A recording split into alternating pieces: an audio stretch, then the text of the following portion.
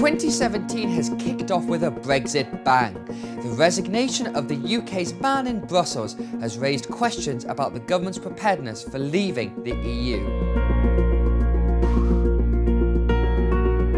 Ever heard of Sir Ivan Rogers? You probably hadn't before this week.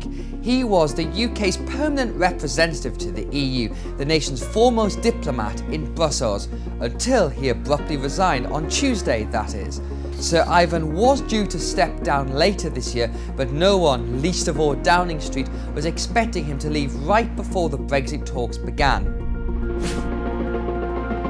In a coded resignation note, Sir Ivan suggested that his advice to the government was being ignored and that there was muddled thinking about Brexit, and urged civil servants not to shy away from telling the truth.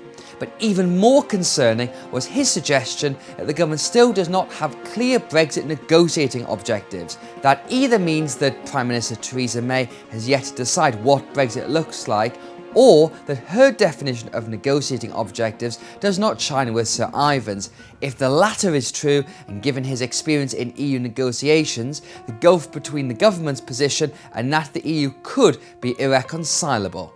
Mrs May has wasted no time in replacing Sir Ivan with another diplomat, Sir Tim Barrow, the UK's former ambassador to Russia. The Prime Minister was under pressure from the right wing of the Conservative Party to choose a staunch Brexiter to do that job, given that some saw Sir Ivan as a bit of a stick in the mud. A political appointee, though, would have been an unwise decision. It is the permanent representative's job to work the corridors of power, not to grandstand on TV. Sir Tim has a huge task ahead. He must figure out the government's negotiating objectives and lay the groundwork in Brussels for the talks to begin. With just over 80 days until the government's self-imposed deadline for triggering Article 50, those same old concerns are still present. They does not have a plan.